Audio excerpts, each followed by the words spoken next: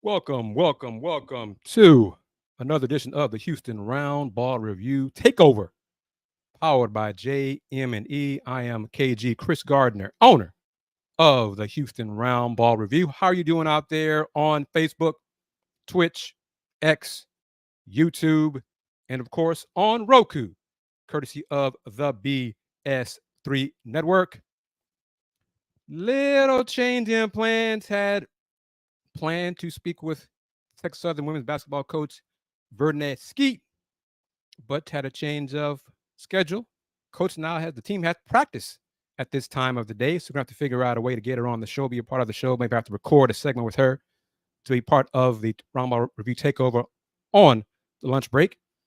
But at some point in these next 50 minutes and change, going to have Texas Southern's men's head coach, hopefully Coach Johnny Jones, will join me to talk about his squad and hopefully his team's non-conference schedule as they get ready for the upcoming season, the 23-24 season, and go for a repeat of winning the SWAC championship, conference championship, and getting back to the NCAA tournament.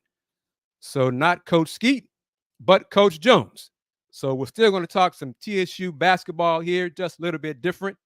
The ideal hope was to have both head coaches, Coach Skeet and Coach Jones, today, but we'll go with Coach Jones, and he'll join maybe 12:05, but he is slated to join when he can. I'm not sure if he'll be in the office, but who knows? With technology, we can all do it. It's all good.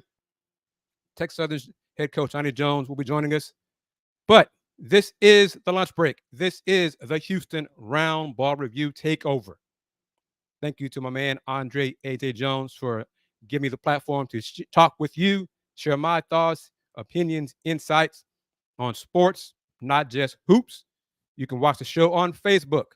You can watch it on Twitch, Twitter, X, on AJ's YouTube channel, as well as on the Houston Roundball Review YouTube channel. And of course, once again, on Roku, courtesy of the BS3 Network. If you have a Roku streaming device, just download BS3 TV.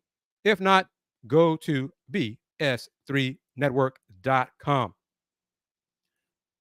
I'm a basketball guy. Y'all know it. You watch this show, watch me and my guest appearances here on the lunch break with AJ, or you follow the Houston Roundball Review on any of the numerous platforms on social media. But I'm going to flip the script a little bit. I'm going to put up the football schedules for the Big 12, the American, and the SWAC.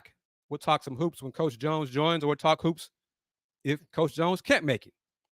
But recapping, Texas Southern Prairie View went overtime Saturday in the Labor Day Classic. Prairie View won on a field goal, 37-34. TSU led, I want to say 34-17 in the third quarter. PV scored the last 20 points to win the game. So if you are a TSU alum, and I know there are plenty who watch the show, watch the lunch break, watch the takeover, how upset are you? So one of my friends, he's a TSU alum. He was already commented on one of the platforms. All right, who should be our next head coach? So I don't know if you want to do that. If it's time for Coach McKinney to go after one game, after loss to PV, but share your thoughts with me here in the comments section on this Round Ball Review Takeover. So we're going to talk about that. I mean, it's just one loss. It's a bad loss. I mean, yeah, because you're up 34-17 and lose 37-34. That's not great. But let's look at the SWAC schedule for this weekend. First things first, let me make it a little bigger here. There we go. TSU's on the road at Toledo this Saturday, 2:30 p.m. Central Time. That game is available on ESPN+. Savannah State at Bethune-Cookman, 2 p.m. on a network that is brand new to me. I had not heard of the Cat Eye Network until a few hours ago when I was putting this slide together. So anyone let me know how to find, I'm assuming there's an app for it, but the Cat Eye Network. You can catch Savannah State at Bethune-Cookman, 2 p.m. Central. Next, Miles College at Alabama State, 5 p.m. Surprisingly, no streaming for that at all in this 21st century. Alcorn State goes to Stephen F. Austin, 6 p.m. Another game, according to the SWAC website, not available on a streaming platform. Interesting. Next, Arkansas Pine Bluff at Tennessee State, 6 p.m. That game is available on HBCU Go. Coach Jones said he's trying to join in. No worries. We got plenty of time to talk hoops with him. So he's minutes away. Next, Florida A&M. I'm kind of curious to see how this one goes. Florida A&M, big butt kicking over Jackson State a few days ago. They go to South Florida. Yes, I know it's different levels of football. I know that. South Florida is a new program, first-year head coach at South Florida. But I just want to see how big of a difference in talent is there between FAMU and the Bulls of South Florida. That game, 6 p.m. on ESPN+. Jackson State looking to bounce back at Southern, 6 p.m. also on ESPN+. Prairie View hosting Abilene Christian. So PV gets a chance to bounce back. Let me see. I'm going to take a quick break here, help out Coach Jones, and we'll figure this out. But you are watching The Lunch Break on the BS3 Network.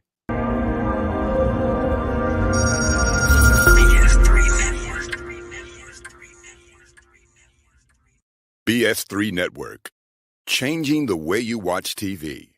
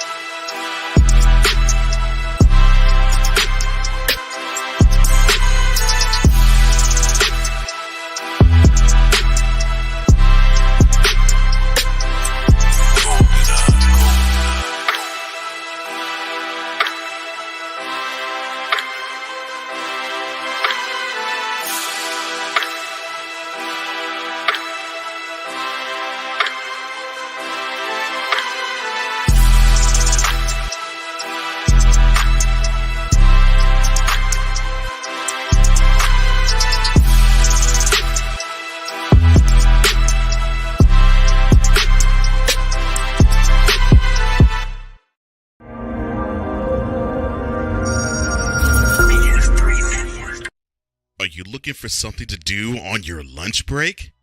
Well, there's a show on the BS3 Network that has only 4 words to say to you.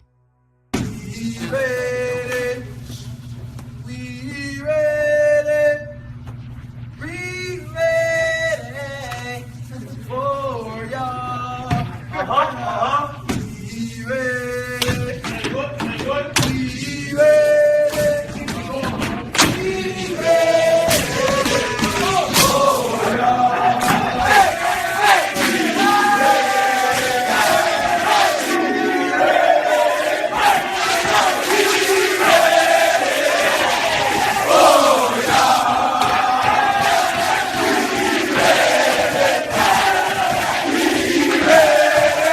The Lunch Break with AJ, powered by JM&E.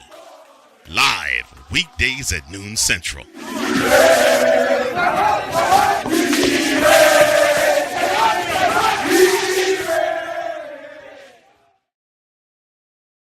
Welcome back.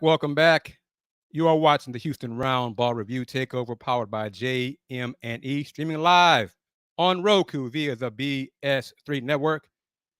Working it out, Coach Jones should be joining us momentarily. Technology, you know how you just make it roll. That's how I do it here on the Takeover. We just roll with the punches. Good afternoon to Ben at BS3 Network. Getting back to the SWAC football schedule for this weekend. Abilene Christian at Prairie View, 6 p.m. PV trying to improve to 2-0 after their come from behind win over Texas Southern last Saturday in the Labor Day Classic. Lane College at Alabama A&M, 6 p.m. And then last last, I'm just going to say this, just last. Grambling State at LSU at 6:30 p.m. That game is available on the SEC network. So that, well, I'm not expecting a lot from that one, but we'll see.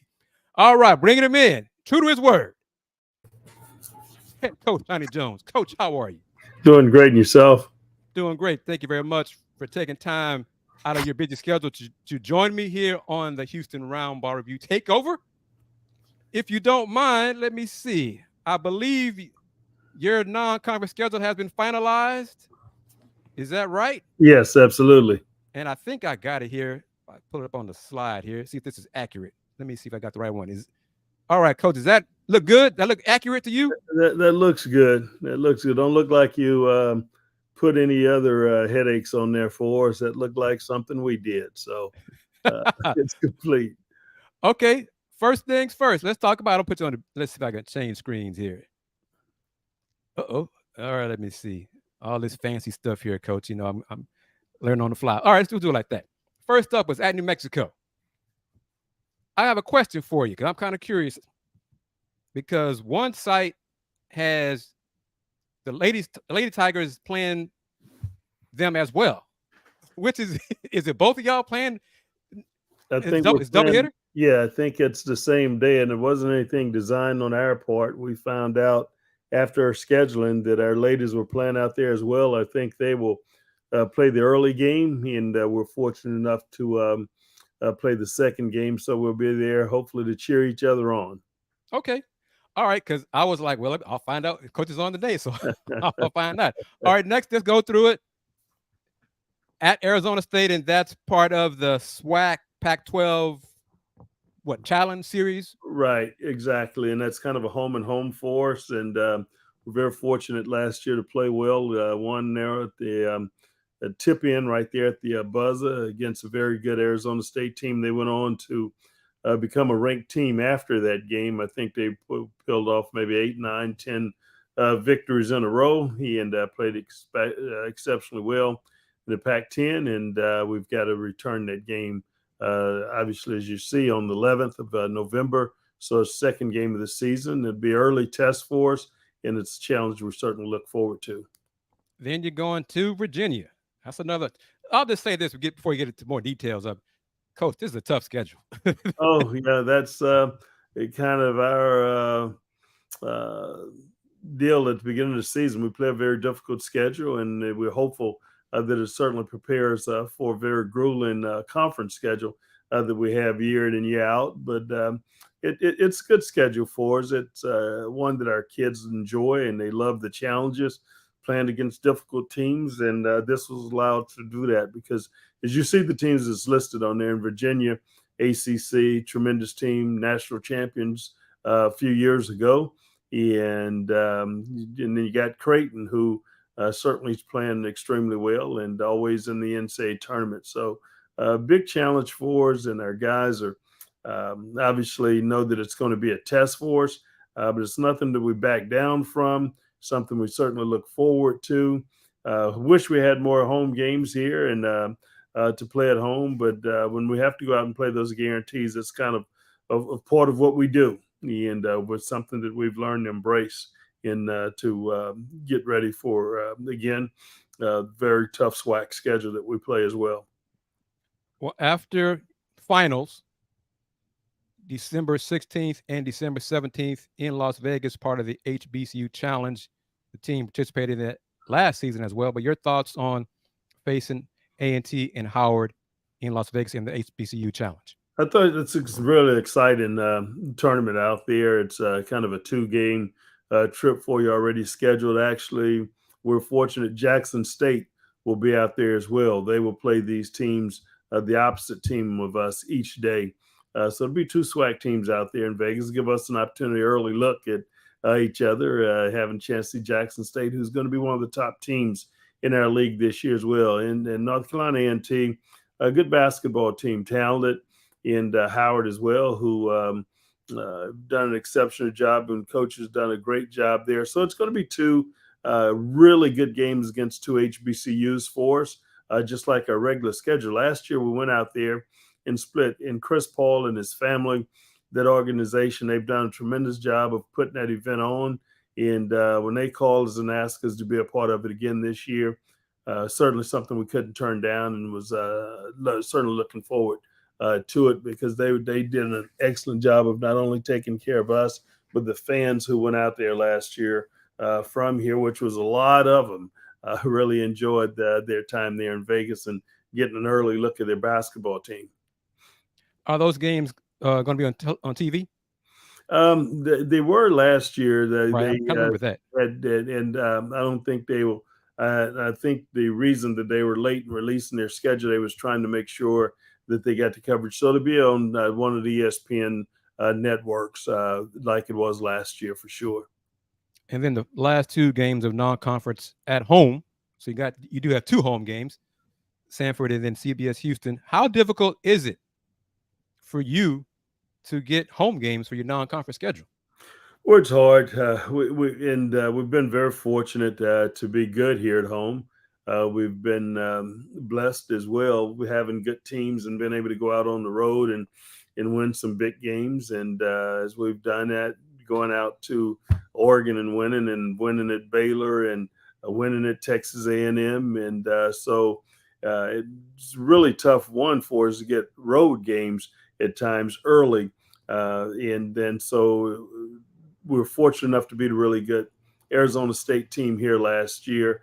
And so no team's going to really sign up to come in here and really play because of the success of this storied program over the years in terms of being able to win. But we're glad we've had a home and home with Sanford, and hopefully we can continue doing that.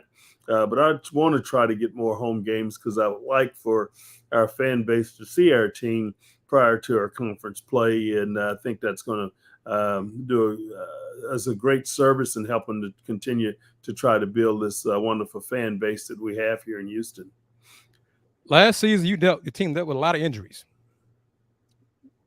How challenging was it, or where do all those injuries, the amount of injuries, rank compared to other teams you've coached in your coaching career? I'd have to say number one. That was the one. Really? I've had injuries with teams before, and you guys getting hurt and top players or whatever, maybe being out for the year.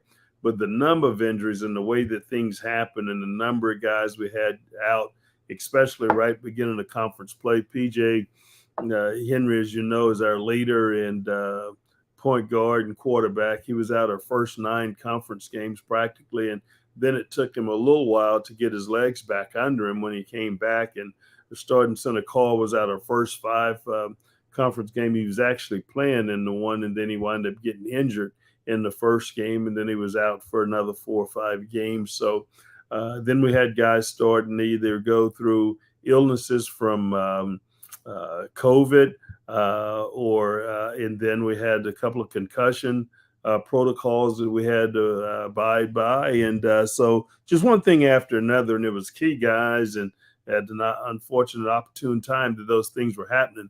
But at the same time, it helped our team grow. Other guys were freshmen or redshirt freshmen was getting some minutes that they probably would not have gotten if all those guys were healthy. But we're very fortunate that those guys gained some valuable experience during that time and over that time period. And I thought they did well. We were able to win some of those games, but we went through a tough stretch. But at the end of the season, because of that and what it transpired and the experience that those guys got, certainly helped us in a 3-day tournament where we needed our legs, we needed the depth on our team, and that those guys were able to provide it for us. I want to pull this comment up from Naveen. Just your thoughts on that Florida game from a couple of years ago. It was remarkable. It was like being on the road and having an opportunity to play extremely hard, night in and night out, and going on the road. And Florida was a top 20 team when we went in there. And we'd just come off of a devastating, a big setback against Louisiana Tech. And obviously they were a very good basketball team. And our player wound up getting drafted by, I think, the Memphis Grizzlies at the end of the day, and Big Lofton, I think Kenny Lofton Jr. But to go into Florida and to play as well as we did after a setback like we had against Louisiana Tech, and our guys were hitting on all cylinders. Told us the type of team that we had and we could be and really become, and culminate that into winning another conference title there at the end and going on into the NCAA tournament and winning the game. I thought it certainly meant a lot and showed a lot about the spirit of this basketball team and being able to go on the road and against certain challenges like that. It was exciting for us. Going back to last season, injuries, your team was getting healthy toward the end of the season, getting ready for the SWAC tournament. What was your message to your team before the SWAC tournament began? Well, we just what we always do. Obviously, the slates are wiped clean. We were 8th seed, last team to get in to the tournament, but the slates were wiped clean, and it was something that we were certainly familiar with, being in that type of atmosphere and in that type of environment. We knew that we were healthy as a team, really for the first time, and we had our numbers and we had our guys, and felt like we were playing well, even down the stretch with a little bit of guys banged up. And when we got in there, we were playing the top seed in terms of Alcorn, and we knew we'd had 2 good games against those guys and played extremely well. And it was our time and it was our opportunity. And we just had to go out and lay it on the line, knowing if we got the win in that game, that we would be playing as the number one seed slot as well, and we would have an opportunity to rest. And we're fortunate we got off to a great start in that game and won it. But our guys understood what was at stake. We had several seniors on that team that had already won 2 rings, and it was an opportunity for them to three-peat. And I tell you, they really stood out and did a tremendous job, and they rallied around each other, and it was great for us. But my only message was to go there, lay it on the line. We've got an opportunity. The door is open for us, and great things can happen if we just continue to play like we're capable of playing. And those guys did a tremendous job of boring their necks and playing extremely hard. And not too long ago, you and the team, last year's team, received your rings for a SWAC championship at the, I'm going to call it the TSU Fan Fest. What was that experience like? I tell you, it was great. It was in a place that first annual fan fest that we had, and it was a way that we were going to welcome all 16 sports and introduce them to our fan base here. And it was open to all the students and the fans here around the city. And it was exciting for our guys. And so our guys love, our fan base and the other students that they're on campus here with and the other sports. So we decided that this would be a great day for us to receive our rings, as well as our golf team who had won the championship as well, and along with our cheerleaders who won a national championship. So exciting day for us, exciting for our guys, and for that to be the first day that they were able to see those rings and to put them on their hand. Those guys were really excited, and just the emotion that went through that and went through them, and to see that excitement, not only in the guys that received the rings, but the new guys that were introduced as the incoming guys as the first season here with us. They saw the excitement in the gym and having an opportunity to see that ring. It gave them some certainly additional motivation to want to be out there at the second Fan Fest next year, and hopefully receiving rings as well, because the rings are beautiful. They did an excellent job of designing them, and our guys really excited about them. And then the day I had a chance to go to the football game and be recognized at the Labor Day Classic. And so it was something our guys hopefully have been looking forward to doing each year. And it's not something we are hopeful that we have to take a break from anytime soon. And it was the first Fan Fest that you just said. Hopefully have a second Fan Fest. Would you like to see the Fan Fest continue? I thought it was a great idea, and I thought it was a well-run event. What are your thoughts on it? Absolutely. I thought our VP of athletics, I call him Coach Kevin Granger, but our VP, Kevin Granger, did an outstanding job of visualizing what could be really special, for all of our sports, in trying to kick off the season for us, in getting everyone involved. and I thought it was incredible for him to be able to bring those sports and reaching out and doing all those things to try to engage our fans, the student body as well. And it's only going to get bigger and better at the end of the day. I thought it was a lot of buy-in. A lot of people were really excited about it, and it's going to grow. And I'm looking forward to how this thing is going to grow over the next several years. But we're excited that Coach Granger is something that he decided to do, and I thought it was a big hit. You mentioned the new guys. Who are some of the new players on this year's roster that fans can look forward to seeing once the season begins? Well, I tell you, it's tough. Last year we lost, obviously 5 of our key guys that were really good and were part of championship teams and wearing rings. Some of them wearing 3 rings, or at least have access to 3 championship rings now. But the new guys that we have coming in, we're really, really excited about. We were motivated by, unfortunately, what happened to us last year in terms of our recruiting. How we were going to go about recruiting and guys that we were going to bring in, because we didn't want to get caught in what we got caught in last year. PJ probably was the only pure point guard that we had last year. And when he went down, unfortunately, things, we didn't have an additional quarterbacks. We feel like we've secured that now. And Jonathan Cisse, who's coming from Incarnate Word, averaged 17 points a game, and really, really be a good player for us. And couldn't be more excited about him. Very skilled, can play the 1 and the 2. Going to be able to help us. Weisinger is coming from. I think Jalen's coming from. I think it's Paris Junior College. Okay. He's from here in Houston, but Paris Junior College. Another guard who can really play the 1 and the 2, extremely fast. A really good quarterback, and someone that obviously we had a year ago could have really helped us as well. And that's something we're looking forward to him being a part. So that's going to give us 3 guards that can really play the 1 slot or the point guard position. And either one of those guys can play the 2 because they can really, really score the basketball as well. Deion Stroud is coming to us from Eastern Washington. He started off at Fresno State, and I think he's going to be exciting for our fan base to watch. About 6'5", 6'6", really, really bouncy, can really jump, play well in the open floor, and gives us reason to be excited. Then Kenny Hunter, about 6'9", about 235 from Louisiana Tech. Okay. He's a power forward.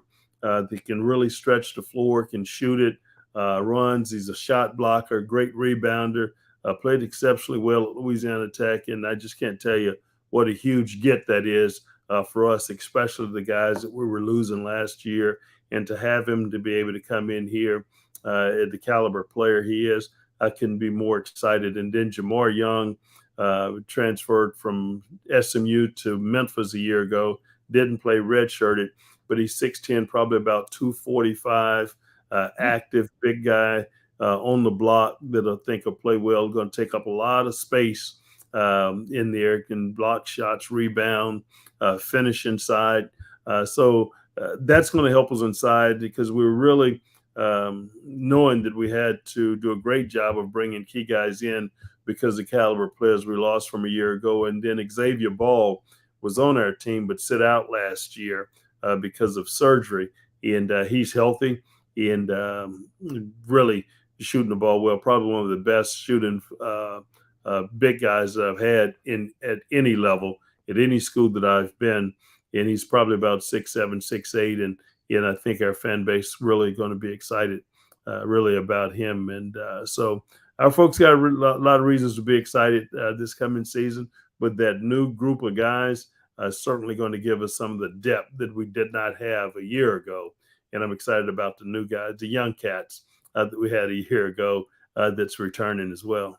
I was going to ask you, who you got coming back? Who are returners? Well, obviously PJ, our quarterback, who was MVP of our conference last 2 years in the conference tournament, played extremely well. We saw how we really couldn't operate well without him because of what happened there to begin a conference play when he was hurt. And PJ's been phenomenal and probably have had the best summer off season that he's had since we've been here. And so it's last year coming up, and he's really worked hard and got his body right. And if our early workouts, he's been really key and been exciting to watch. Give us reason to be excited. Then Kobe Granger returning back.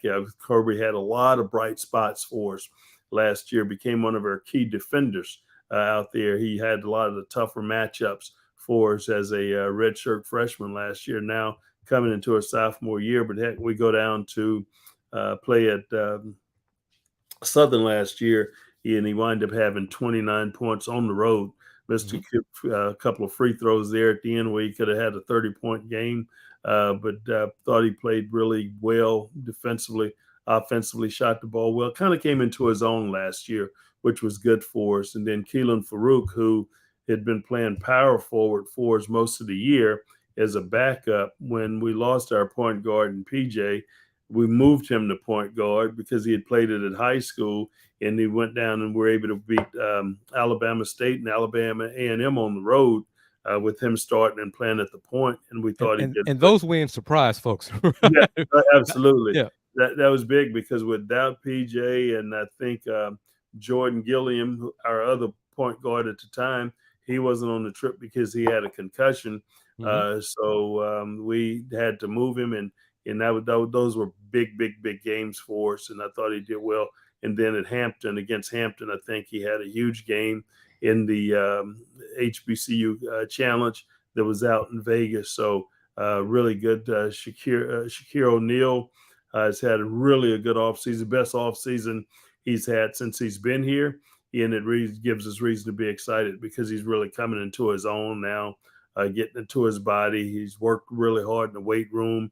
He's had a good off season, and our early practice sessions that we've had, he's really shown a great deal of growth during these off seasons. So really excited about him as well. And Grayson Carter didn't play a lot last year, gave us some spurts, but he's healthy, 6'10", 6'11", now probably about 245, 250.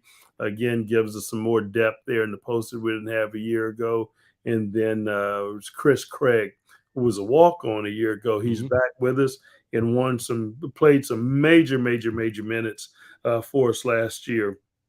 A little bit of a size matchup, but you could never tell because he was a true warrior and actually hit the winning shot for us last year against Jackson State, which was huge for us. So we're excited. I tell you, we're really excited. And Zacharias Moultridge obviously played some moments for us last year with his athleticism and shown some good signs. He should be returning this year as well. And but that would be the makeup of our team outside of some of the walk-ons we will probably wind up having join our team this season. Coach, sounds like you got a good mix of height, size is in weight, and guards and wings. So that sounds like a deep team. I tell you, it is. It is. It's one of the deeper teams that I've had an opportunity to coach here. And they're not only deep and we have numbers, but these guys are really skilled. They love the basketball IQ, play extremely smart, plays it hard, have really good understanding of the game. And we've got a good nucleus of guys that are returning that are that way, basketball guys. And then with the influx of guys that we had through our recruiting, our staff did a phenomenal job bringing some guys in to go along with those guys. And one of the big things, you can be as talented as you want to be, but if you don't have your chemistry, it's not going to work. And the chemistry of these guys getting along like a little family atmosphere, how close they are, it's really shown early signs that we could certainly have a lot of fun this year. And I can tell you, I'm excited every day I leave from work, and I'm really encouraged and excited on my way to work because I know I'm going to have an opportunity to work with these guys and see them, and then really looking forward to another great year. Coach, in today's college athletics with the transfer portal, how difficult is it, I guess, basically to re-recruit your current players to get them to stay, and then on the flip side, to go bring players from the portal to your program. Yeah, it's difficult, and but we're not the Lone Ranger. You know, it's for everyone. Top teams in the country. I think UConn won the national championship last year. We're in the same boat, really, when it comes to how challenging it is now. Unfortunately, maybe not have the resources and have the type of funding that a lot of other programs have, especially with NIL. But at the same time, some kids who've been in programs who have the ability to offer NILs, sometimes it doesn't really work out really for kids. And it's kind of unfortunate, I guess they would call it catch-22. You can go sign for the NIL and be in a situation where you don't really have a chance to play, showcase your skills. And unfortunately, if you're not showcasing your skills, putting up numbers and having good stats, and you're looking forward to playing professionally, it may be not the best place for you. So sometimes those guys are coming back to us in our program because they want to be in an environment where, one, they got a chance to win, other opportunity to maybe showcase their talent, skills, get some stats and some stat lines where their numbers is something that they could send and carry some weight. And we've been able to do that, and it's really worked in our favor over the last few years, a couple of years. And so it's not something we frown on. Obviously, we don't have it, but we work with what we do have. And we've been able to build a very good, solid basketball team and program with that. But I think when you talk about what we have in terms of resources and the new clock we've just got that's here, new weight room being built, we've got a lot of things going on here at Texas Southern University and facilities. And when we can go into a home or call and visit with parents and telling them about our graduation rate and how well our kids are doing here, people are reaching out to us more as much as we're reaching out to folks really wanting to come in and be a part of our program. But we have a lot of things to sell, a lot of positives going on, and those are things we really try to focus and concentrate on more so than things that we may not have access to. How long have you been at TSU? It's about to start my sixth season. And the good thing, I can look back, and I've got several guys that are playing overseas, just to recap a little bit of that stuff, that are making money, who possibly would have stayed at other places and been sitting and watching games that wouldn't have had an opportunity to be playing. And then Bryson Grisham worked out with and played in the summer league with the Brooklyn Nets. So a lot of positive things happened there. But about to start my sixth season, and couldn't be more excited. And I was telling somebody the other day, I'm as excited or more excited today than when I took the job that first year that I arrived here in 1819. Well, I'll ask you about that. Why then did you decide to take the job at Texas Southern? Well, I was assistant coach there at just left LSU as a head coach, spent a year at the University of Nevada with Eric Musselman. Musselman had worked with me at LSU for a year and went on and took the head coaching job in Nevada. So I worked with him. And then when this opportunity presented itself, we'd just come off a Sweet 16 there at Nevada. And I'm so familiar with it growing up in Louisiana. When I was coaching at LSU or the University of North Texas as the head coach, we played. And so I spent a lot of time in Houston anyway, because I have a lot of family that live here. I'm from Louisiana, but I have more family live in the city of Houston than I do in the whole state of Louisiana. So Really? Okay. kind of home for me. So was extremely comfortable here. Knew what we were coming to. Coach Mike Davis and I are extremely good friends. I knew exactly what I was getting into. Dr. McClellan, who's our commissioner now, was the athletic director here at the time. I got to know him during that hiring process, and I'd heard some great things about him, and I knew that it was a good situation. It was run the right way. Fan base was great. Facilities was really nice. And so the success had been there too. Mhm. Because when I was at Nevada, um, Texas Southern was actually in the NCAA tournament, and we happened to be at the same site as well. So it wasn't about why TSU, it was why not Okay. really TSU. So it was an opportunity that I ran to, and they certainly welcomed me here with open arms, and couldn't be happier. And you touched on a little bit, but just how has Texas Southern evolved since you first arrived on campus to now? Well, our job is not to just come and the status quo. I thought they had a lot of things in place here, and they've had some success here in the program. But we wanted to try and do things and hopefully take the program to new heights. Mhm. We're fortunate enough in that first year to win 24 games. It's the most games won in a single season by any TSU program, and we had good kids and holdover kids from the season prior to. So we're excited about that. And then we had the COVID year, unfortunately, hit us. We're able to recover from that. And then to win, put together teams to win three state SWAC championships or conference championships out there at the SWAC tournament.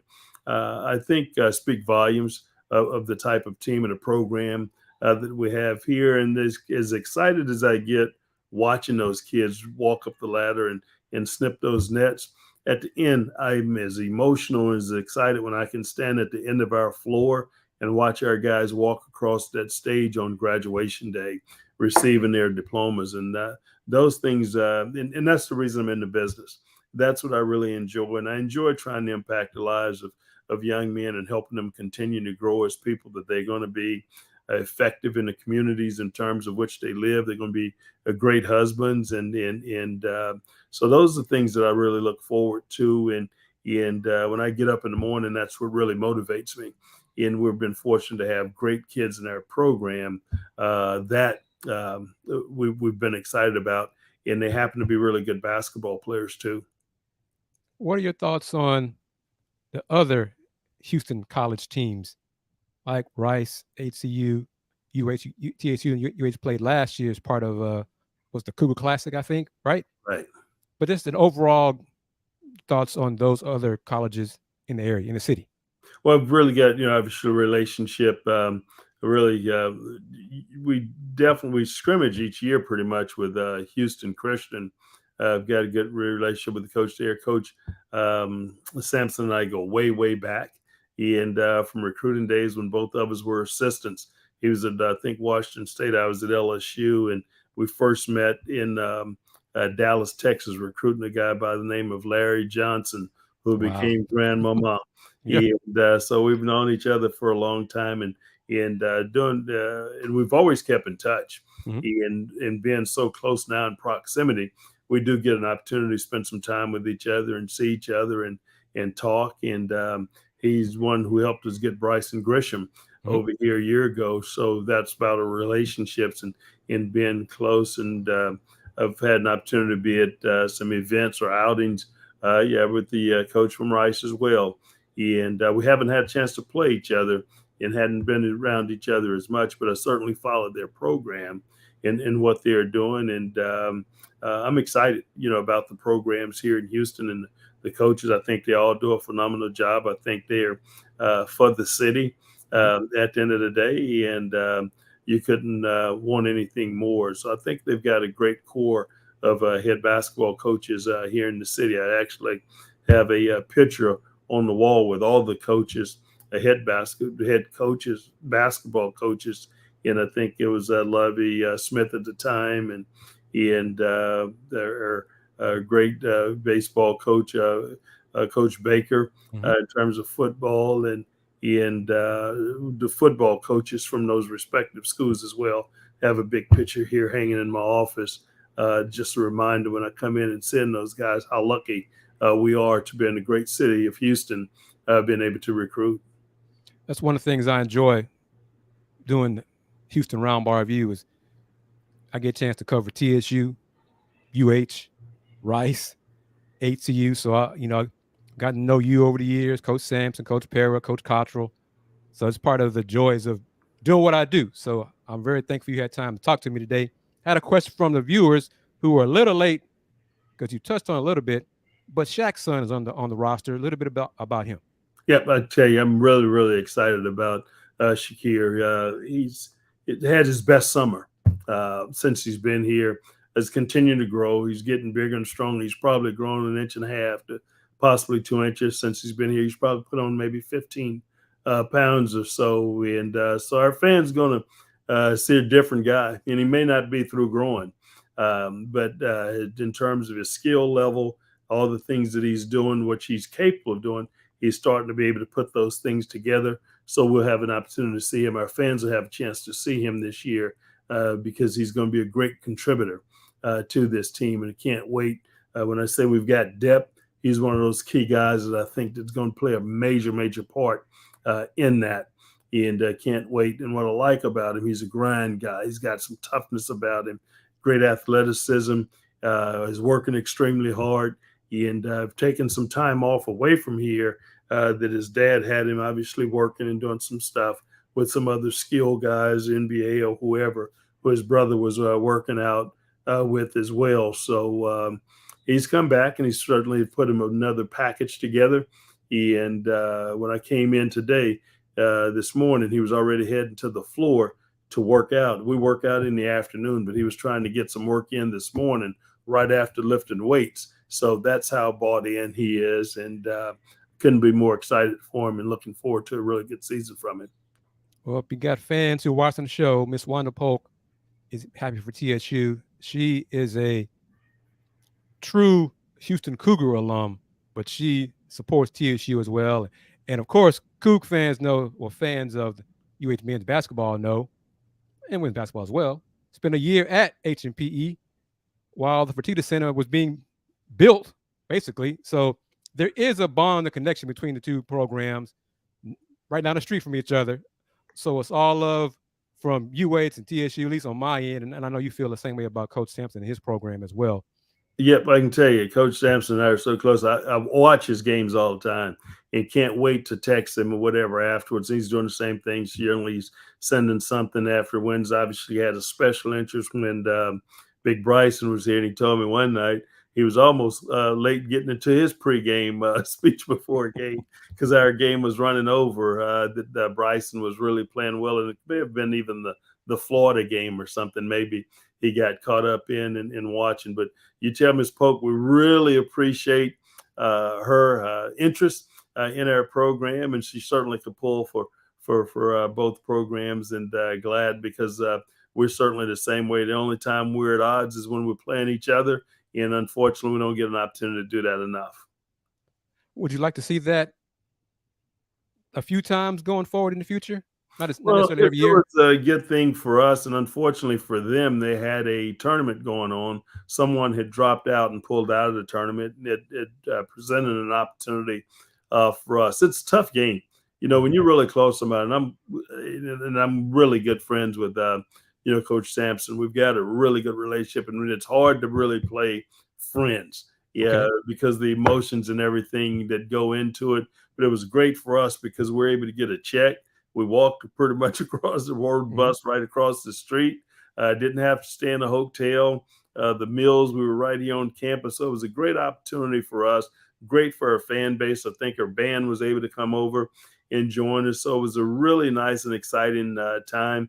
And it's something that I think is really good for us. But I know how great their team will be year in and year out. We'll hopefully continue to grow our program. And if another opportunity, something like that present itself, certainly take advantage of it. But it's a really, really tough game. One, not only on the floor, but just the emotion going into the week of playing a friend.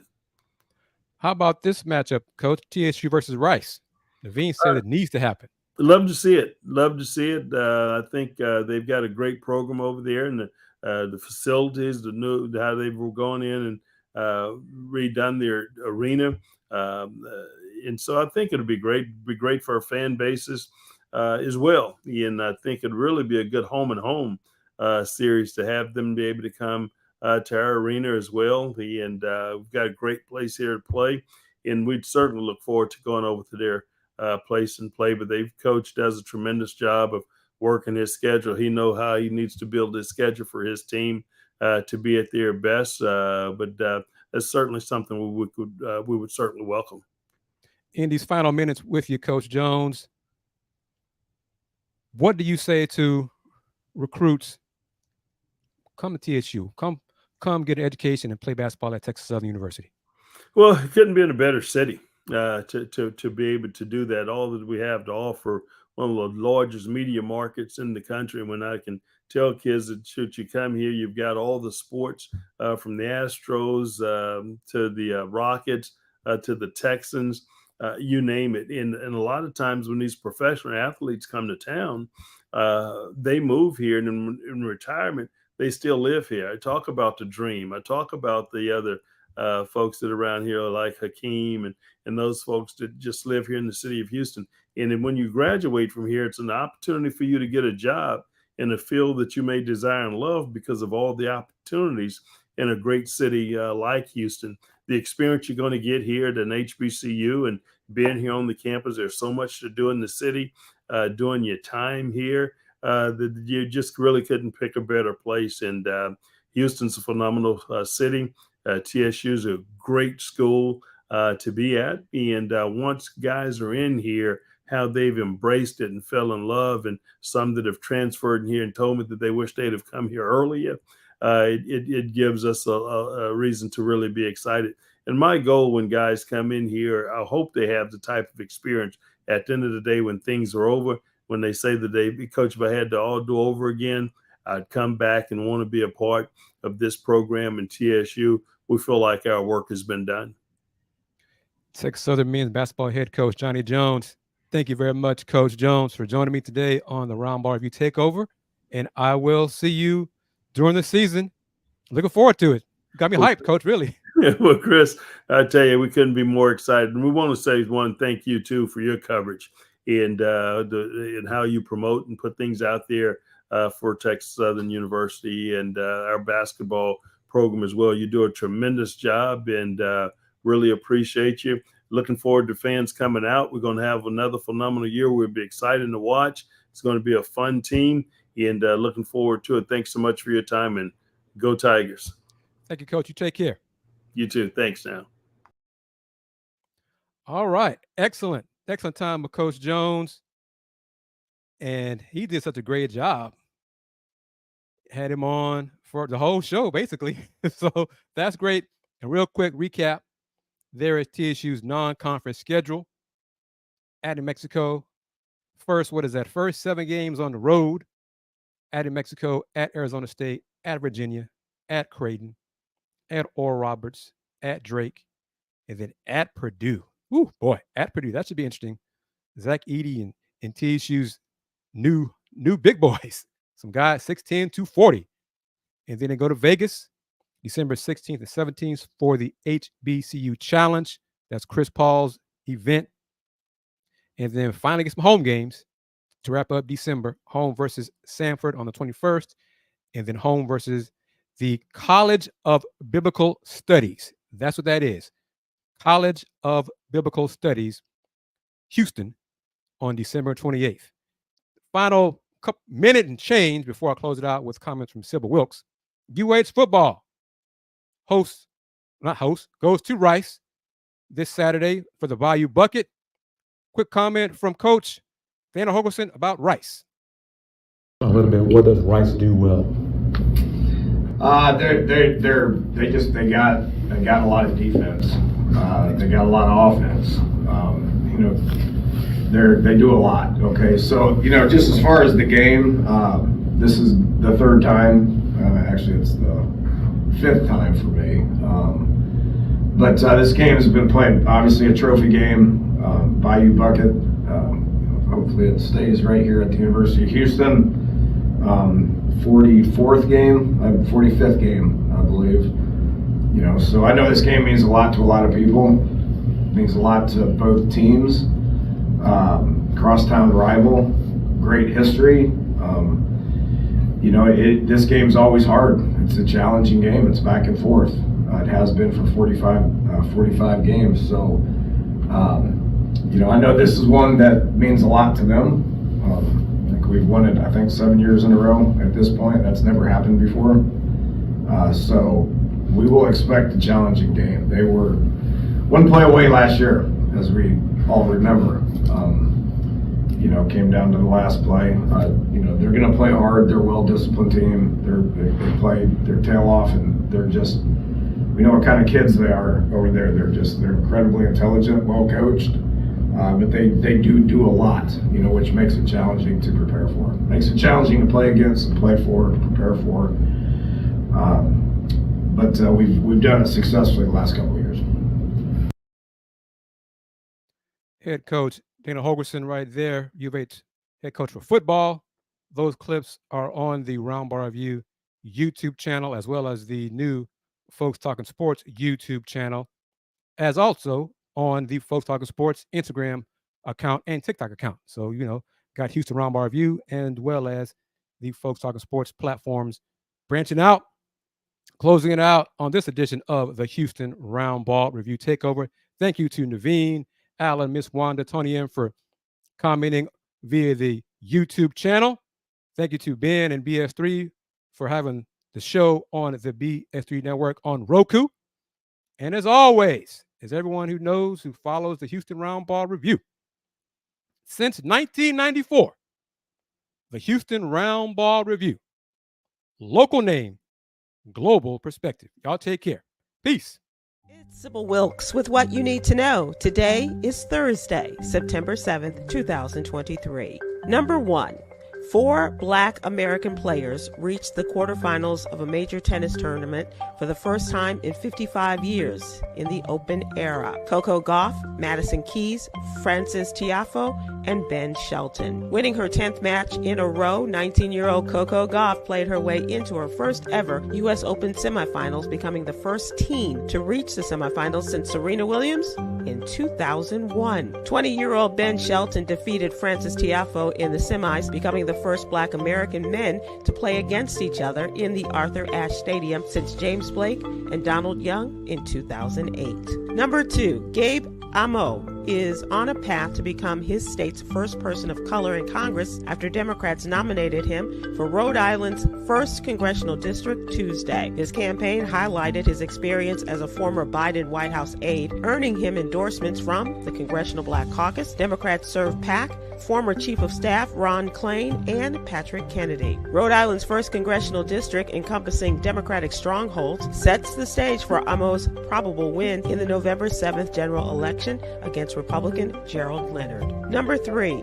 Schizophrenia is a complex mental illness that interferes with clear thinking, social relationships, and emotional management. Evidence suggests the racial disparities exist in the diagnosis of schizophrenia, with Black individuals often facing misdiagnosis or overdiagnosis. Assessment biases where clinicians overemphasize psychotic symptoms and downplay mood symptoms can lead to the misclassification of mood disorders such as schizophrenia. Number 4. A Muslim woman by the name of Sophia Johnston was pulled over August 23rd in Wilson County, Tennessee, then arrested for an outstanding misdemeanor warrant from 2017 for driving on a suspended license. At the jail, Ms. Johnston was asked to remove her hijab to take her mugshot photo. When she refused, deputies told her she would be jailed until she complied. Johnston is now suing Rutherford County Sheriff's Office due to Tennessee's Preservation of Religious Freedom Act being broken during her arrest because she was denied the freedom to exercise her religion. Number 5.